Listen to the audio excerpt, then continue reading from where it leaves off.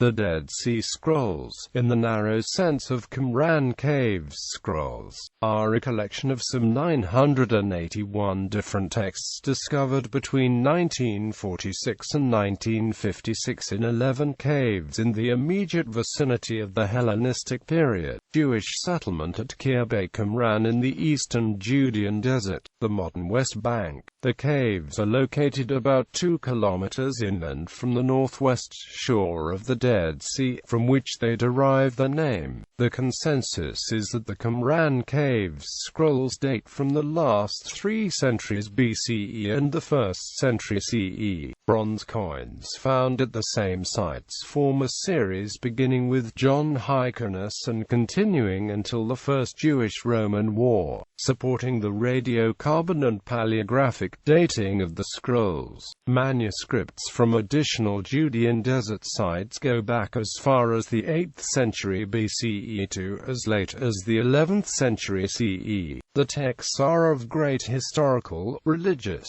and linguistic significance because they include the third oldest known surviving manuscripts of works later included in the Hebrew Bible canon, along with deuterocanonical and extra-biblical manuscripts which preserve evidence of the diversity of religious thought in late Second Temple Judaism. Biblical text older than the Dead Sea Scrolls has been discovered only in 2 silver scroll-shaped amulets containing portions of the priestly blessing from the Book of Numbers, excavated in Jerusalem at Khirbet Qumran, dated c.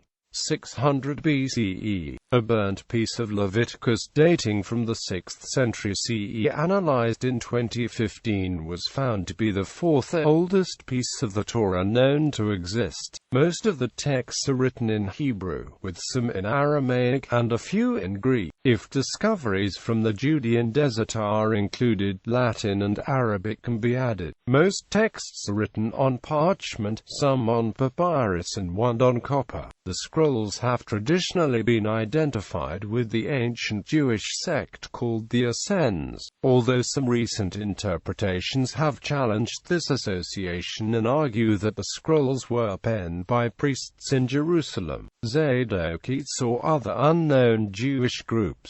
Due to the poor condition of some of the scrolls, not all of them have been identified. Those that have been identified can be divided into 3 general groups. Some 40% of them are copies of texts from the Hebrew Scriptures. Approximately another 30% of them are texts from the Second Temple period which ultimately were not canonized in the Hebrew Bible, like the Book of Enoch, the Book of Jubilees, the Book of Tobit, the Wisdom of Sirach, Psalms 152 to 155, etc. And the remaining roughly 30% of them are sectarian manuscripts of previously unknown documents that shed light on the rules and beliefs of a particular group or groups within Greater Judaism, like the community rule, the war scroll, the Pesher on Habakkuk and the rule of the blessing. Discovery. The Dead Sea Scrolls were discovered in a series of 11 caves around the site known as Wadi Qumran near the Dead Sea in the West Bank between 1946 and 1956 by Bedouin shepherds and a team of archaeologists. Initial discovery. The initial discovery, by Bedouin shepherd Muhammad Edh Dib, his cousin Jumar Muhammad, and Kalawal Musa, took place between November 1946 and February 1947. The shepherds discovered 7 scrolls housed in jars in a cave near what is now known as the Qumran site. John C. Trevor reconstructed the story of the scrolls from several interviews with the Bedouin. Edh Dib's cousin noticed the caves, but Edh Dib himself was the first to actually fall into one. He retrieved a handful of scrolls, which Trevor identifies as the Isaiah scroll, Habakkuk commentary, and the community rule, and took them back to the camp to show to his family.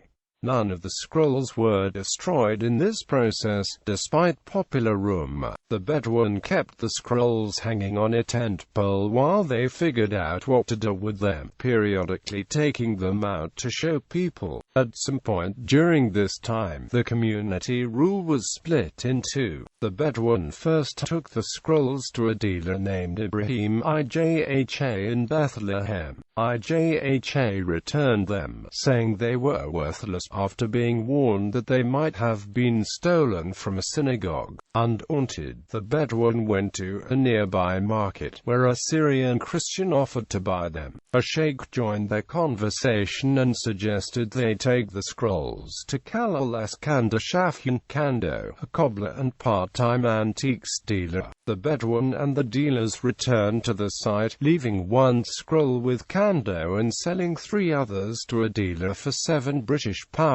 The original scrolls continued to change hands after the Bedouin left them in the possession of a third party until a sale could be arranged. In 1947, the original 7 scrolls caught the attention of Dr. John C. Trevor of the American Schools of Oriental Research, who compared the script in the scrolls to that of the Nash Papyrus, the oldest biblical manuscript then known, and found similarities between them. In March, the 1948 Arab-Israeli War prompted the move of some of the scrolls to Beirut, Lebanon, for safekeeping. On the 11th of April 1948, Miller Burrows, head of the ASOR, announced the discovery of the scrolls in a general press release.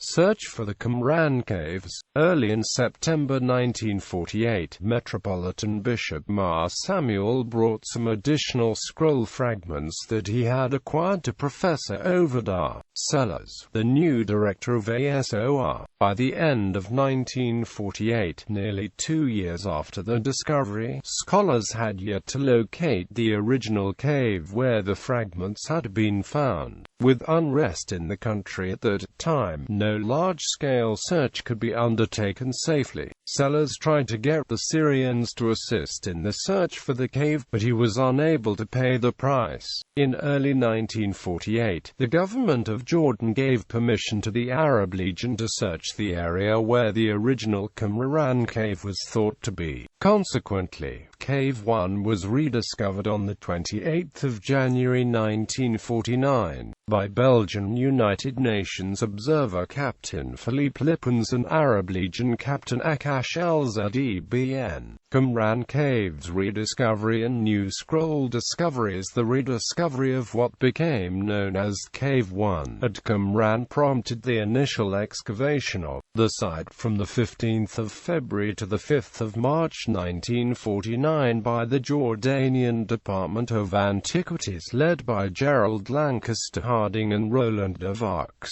The Cave 1 site yielded discoveries of additional Dead Sea Scroll fragments, linen cloth, jars, and other artifacts. Excavations of Qumran. In November 1951, Roland de Vaux and his team from the ASOR began a full excavation of Qumran. By February 1952, the Bedouin people had discovered 30 fragments in what was to be designated Cave 2. The discovery of a second cave eventually yielded 300 fragments, from 33 manuscripts, including fragments of Jubilees, the Wisdom of Sirach, and Ben Sira written in Hebrew. The following month, on the 14th of March 1952, the ASOR team discovered a third cave with fragments of Jubilees and the Copper Scroll. Between September and December 1952, the fragments and scrolls of Caves 4, 5, and 6 were subsequently discovered by the ASOR teams, with the monetary value of the scrolls rising as the historical significance was made more public. The Bedouins and the ASOR archaeologists accelerated their search from the scrolls separately in the same general area of Qumran, which was over 1 kilometre in length. Between 1953 and 1956, Roland de Vaux led 4 more archaeological expeditions in the area to uncover scrolls and artifacts. texts. The last cave, Cave 11, was discovered in 1956 and yielded the last fragments to be found in the vicinity of Qumran. Scrolls and fragments. The 972 manuscripts found at Qumran were found primarily in two separate formats, as scrolls and as fragments of previous scrolls and texts. In the fourth cave the fragments were in up to 15,000 pieces. These small fragments created somewhat of a problem for scholars. G.L. Harding, director of the Jordanian Department of Antiquities, began working on piecing the fragments together, and after 40 long years of work he was not finished. The original 7 scrolls from Cave 1 at Qumran of the Great Isaiah Scroll, a second copy of Isaiah, the Community Rules Scroll, the Pesher Habakkuk, the War Scroll, the Thanksgiving Hymns, and the Genesis Apocryphon. Caves 4A and 4B. Cave 4 was discovered in August 1952, and was excavated from 22 to 29 September 1952 by Gerald Lancaster Harding, Roland Devarx, and Joseph Millick. Cave 4 is actually 2 hand-cut caves, but since the fragments were mixed, they are labeled as 4Q. Cave 4 is the most famous of Qumran caves, both because of its visibility from the Qumran Plateau and its productivity. It is visible from the plateau to the south of the Qumran settlement. It is by far the most productive of all Qumran caves, producing 90% of the Dead Sea Scrolls and scroll fragments, including 9 to 10 copies of Jubilees, along with 21 tefillin and 7 mezuzot. Cave 5 was discovered alongside Cave 6 in 1952, shortly after the discovery of Cave 4. Cave 5 produced approximately 25 manuscripts. Cave 6 was discovered alongside Cave 5 in 1952, shortly after the discovery of Cave 4. Cave 6 contained fragments of about 31 manuscripts. Cave 7 yielded fewer than 20 fragments of Greek documents, including 7Q2, 7Q5, and a Greek copy of a scroll of Enoch. Cave 7 also produced several inscribed pots, herds, and jars. Cave 8, along with Caves 7 and 9, was one of the only caves that are accessible by passing through the settlement at Qumran. Carved into the southern end of the Qumran Plateau, Cave 8 was excavated by archaeologists in 1957.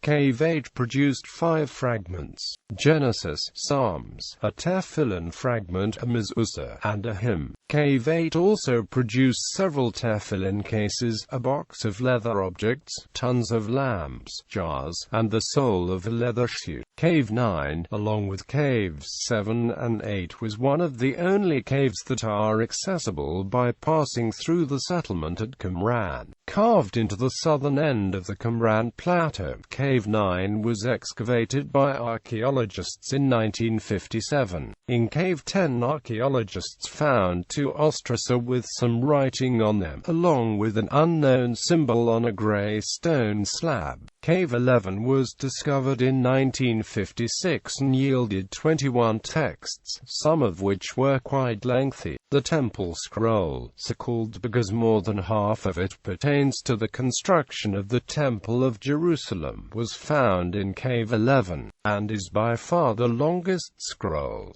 It is now 26.7 feet long. Its original length may have been over 28 feet. The Temple Scroll was regarded by Yigal Yadin as the Torah according to the Essenes. On the other hand, Hartmut Stegemann, a contemporary and friend of Yadin, believed the scroll was not to be regarded as such, but was a document without exceptional significance. Stegemann notes that it is not mentioned or cited in any known Essene writing. Also in Cave 11, an eschatological fragment about the biblical figure Melchizedek was found. Cave 11 also produced a copy of Jubilees. According to former chief editor of the DSS editorial team John Strugnell, there are at least 4 privately owned scrolls from Cave 11 that have not yet been made available for scholars. Among them is a complete Aramaic manuscript of the Book of Enoch. List of groups of fragments collected from Wadi Qumran Cave. 11 fragments with unknown provenance. Some fragments of scrolls have neither significant archaeological provenance nor records that reveal in which designated Qumran cave area they were found. They are believed to have come from Wadi Qumran caves, but are just as likely to have come from other archaeological sites in the Judean Desert area. These fragments have therefore been designated to the temporary X series. Origin. There has been much debate about the origin of the Dead Sea Scrolls. The dominant theory remains that the scrolls were the product of a sect of Jews living at nearby Qumran called the Essenes, but this theory has come to be challenged by several modern scholars. Qumran Essene theory. The view among scholars, almost universally held until the 1990s, is the Qumran Essene hypothesis, originally posited by Roland Guérin de Vaux and Joseph Tadej. Though independently, both Elias of Sukenik and Butrasomi of St. Mark's Monastery connected scrolls with the Essenes well before any excavations at Qumran. The Qumran Essene theory holds that the scrolls were written by the Essenes or by another Jewish sectarian group residing at Khirbet Qumran. They composed the scrolls and ultimately hid them in the nearby caves during the Jewish revolt sometime between 66 and 68 CE. The site of Qumran was destroyed and the scrolls never recovered. A number of arguments are used to support this theory. There are striking similarities between the description of an initiation ceremony of new members in the community rule and descriptions of the Essene initiation ceremony mentioned in the works of Flavius Josephus, a Jewish Roman historian of the Second Temple period. Josephus mentions the Essenes as sharing property among the members of the community, as does the community rule. During the excavation of Khirbet Qumran, 2 inkwells and plastered elements thought to be tables were found, offering evidence that some form of writing was done there. More inkwells were discovered nearby. De Vaux called this area the scriptorium based upon this discovery. Several Jewish ritual baths were discovered at Qumran, offering evidence of an observant Jewish presence at the site. Pliny the Elder describes a group of Essenes living in a desert community on the northwest shore of the Dead Sea near the ruined town of Ein-Gedi. Qumran sectarian theory. Qumran sectarian theories are variations on the Qumran Essene theory. The main point of departure from the Qumran Essene theory is hesitation to link the Dead Sea Scrolls specifically with the Essenes. Most proponents of the Qumran sectarian theory understand a group of Jews living in and near Qumran to be responsible for the Dead Sea Scrolls, but do not necessarily conclude that the sectarians are Essenes. Qumran Sadducean theory. A specific variation on the Qumran sectarian theory that has gained much recent popularity is the work of Lawrence H. Schiffman, who proposes that the community was led by a group of Zadoki priests. The most important document in support of this view is the Miksat Mazhar Torah, which cites purity laws identical to those attributed in rabbinic writings to the Sadducees. 4QMMT also reproduces a festival calendar that follows Sadducee principles for the dating of certain festival days. Christian origin theory. Spanish Jesuit José O'Callaghan Martinez argued in the 1960s that one fragment preserves a portion of text from the New Testament Gospel of Mark 6:52-53.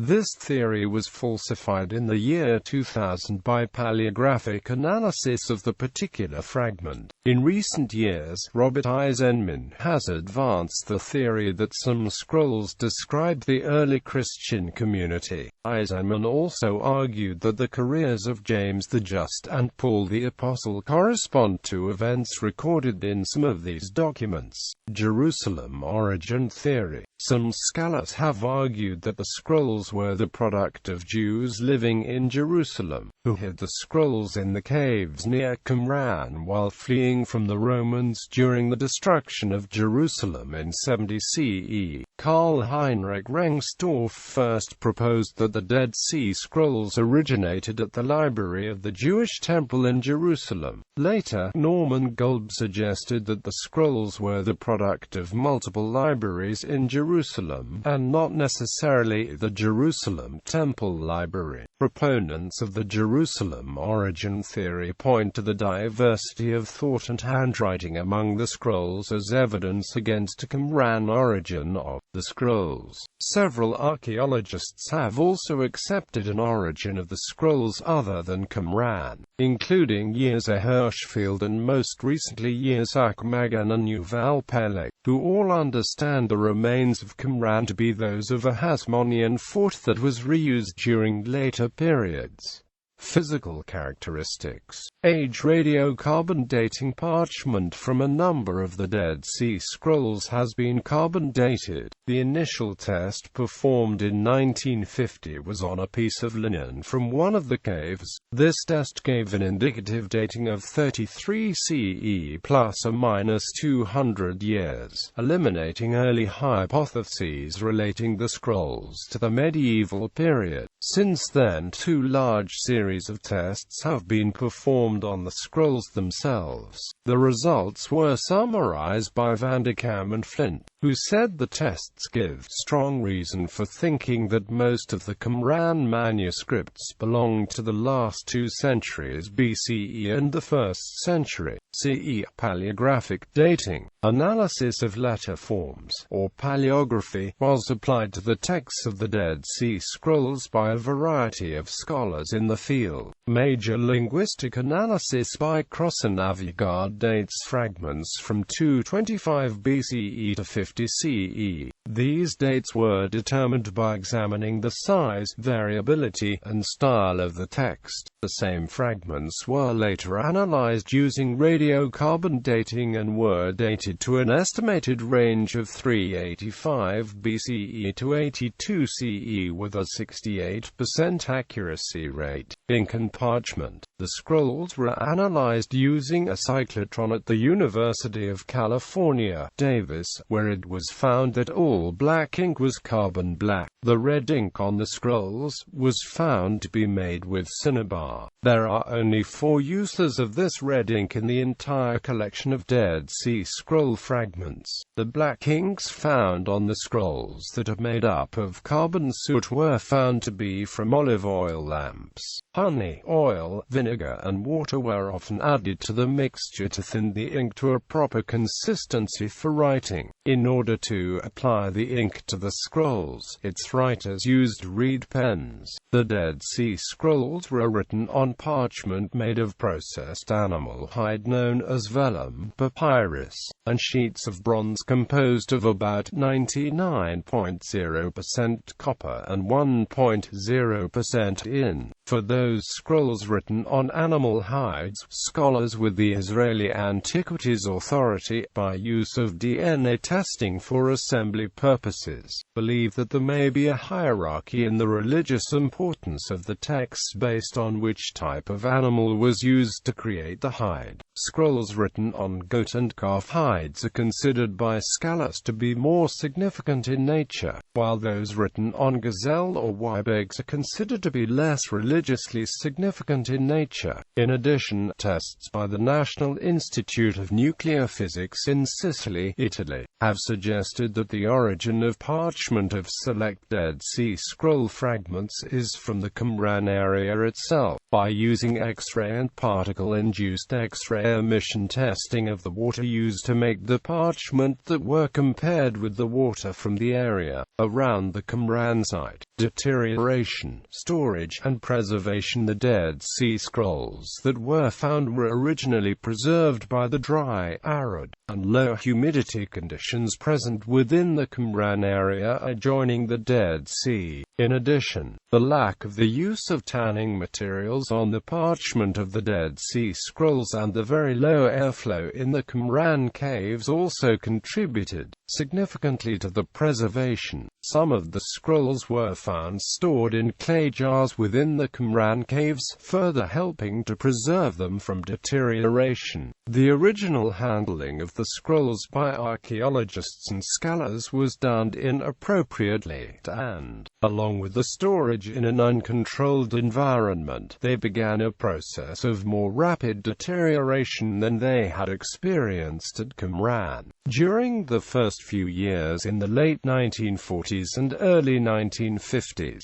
adhesive tape used to join fragments and seal cracks caused significant damage to the documents. The government of Jordan had recognized the urgency of protecting the scrolls from deterioration and the presence of the deterioration among the scrolls. However, the government did not have adequate funds to purchase all the scrolls for the protection and agreed to have foreign institutions purchase the scrolls and have them held at the museum in Jerusalem until they could be adequately studied. In early 1953, they were moved to the Palestine Archaeological Museum in East Jerusalem and through the transportation suffered more deterioration and damage. The museum was underfunded and had limited resources with which to examine the scrolls, and as a result, conditions of the scrollery and storage area were left relatively uncontrolled by modern standards. The museum had left most of the fragments and scrolls lying between window glass, trapping the moisture in with them, causing an acceleration in the deterioration process. During a portion of the conflict during the 1956 war waged by Israel, Britain and France against Egypt, the scrolls collection of the Palestine Archaeological Museum was stored in the vault of the Ottoman Bank in Amman, Jordan. Damp conditions from temporary storage of the scrolls in the Ottoman Bank vault from 1956 to the spring of 1957 led to a more rapid rate of deterioration of the scrolls. The conditions caused mildew to develop on the scrolls and fragments, and some of the fragments were partially destroyed or made illegible by the glue and paper of the manila envelopes in which they were stored while in the vault. By 1958 it was noted that up to 5% of some of the scrolls had completely deteriorated. Many of the texts had become illegible and many of the parchments had darkened considerably. Until the 1970s, the scrolls continued to deteriorate because of poor storage arrangements, exposure to different adhesives, and being trapped in moist environments. Fragments written on parchment in the hands of private collectors and scholars suffered an even worse fate than those in the hands of the museum, with large portions of fragments being reported to have disappeared by 1966. In the late 1960s, the deterioration was becoming a major concern with scholars and museum officials alike. Scholars John Allegro and Sir Francis Frank were some of the first to strongly advocate for better preservation techniques. Early attempts made by both the British and Israel museums to remove the adhesive tape ended up exposing the parchment to an array of chemicals, including British leather dressing and darkening some of them significantly. In the 1970s and 1980s, other preservation attempts were made that included removing the glass plates and replacing them with cardboard and removing pressure against the plates that held the scrolls in storage. However, the fragments and scrolls continued to rapidly deteriorate during this time. In 1991, the Israeli Antiquities Authority established a temperature-controlled laboratory for the storage and preservation of the scrolls.